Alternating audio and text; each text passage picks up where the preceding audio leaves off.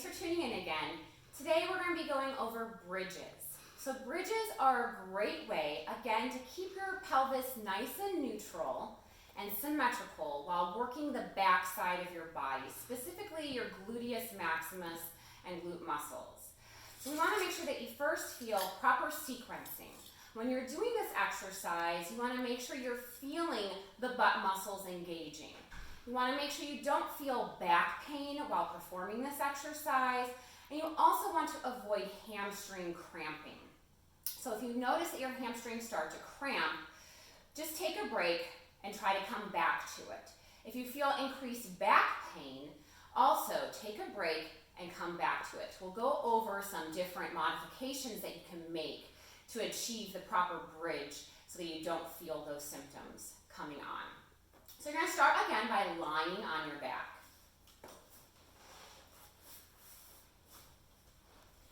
A firmer surface would be better. So if you can get down to the floor, try to do that. But if you can't and you need to do it on your bed, that's okay. It's just going to be a little more squishy. So you'll start with your legs bent and a comfortable bend, even weight into your toes and heels. Your arms will be alongside the body. Now there's two different types of bridges I want to focus on. We have an articulating bridge. So before you perform this, watch and listen first. An articulating bridge is moving through the spine vertebrae by vertebrae. So you start by drawing in your abdominal core as you exhale. You squeeze your butt and you are now in a posterior pelvic tilt.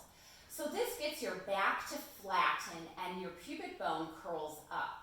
You're going to keep that scooped out tummy and squeezed butt while you roll up vertebrae by vertebrae. You come all the way up to about shoulder height. Another important mention is to not have your head flexed. Okay, that puts a lot of stress through that neck. So if you have a pillow or if you're using some kind of a cervical roll, you want it out of your way right now. So you're going to keep your chest open, your shoulders back. You're in a nice, strong bridge. And then through the articulating bridge, you roll back down, peeling through the spine, feeling the rib cage soften as you roll through that thoracic spine, and then rolling down through the lumbar spine, bone by bone. And then you come back to the sacrum and the pelvis, and you come right back into neutral. That's a great articulating bridge.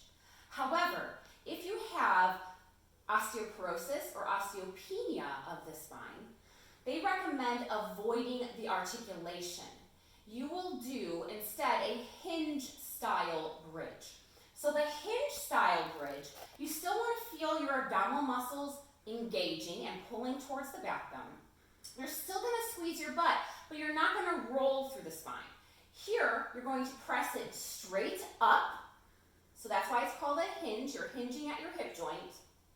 And then you're going to go straight back down. So this helps to protect your spine and it keeps it in more extension versus the articulation that rolls through flexion, which is not recommended for osteoporosis. So let's try several of these all together. So again, if you have osteoporosis, you're going to do a hinge bridge. So we're going to do 3 articulating bridges. If you have the osteoporosis, sit this out until we do the hinge bridges. Inhale to prepare. As you exhale, scoop out the tummy. Really feel the belly muscles flatten. Feel the pubic bone pulling up towards the navel. Squeeze the glutes and roll up bone by bone. It's almost like a massage through that spine. Keep the neck and shoulders soft. Hold up, take a nice deep breath here. And then roll it back down, exhale, soften through the rib cage, roll down vertebrae by vertebrae. Nice slow exhale. And then inhale to prepare. Expand that rib cage, exhale, scoop, tuck, squeeze, and roll up. Make sure again you're feeling the butt muscles working. Hold up. And inhale. Hold, exhale, roll it back down.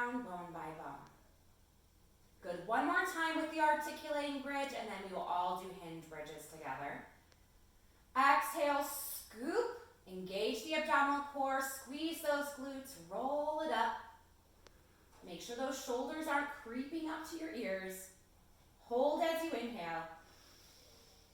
Exhale, roll it back down.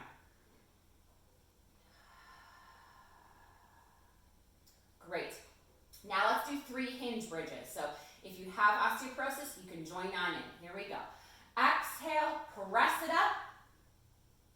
Inhale, lower down. So the breath changes. Exhale, lift. Inhale, lower. Exhale, lift. Inhale, and lower. Now let's go over those modifications. If you felt back pain or tightness into your back while doing that, just start by squeezing the butt. Just start by doing a nice butt squeeze. Just squeezing the glutes and getting your glutes properly activated.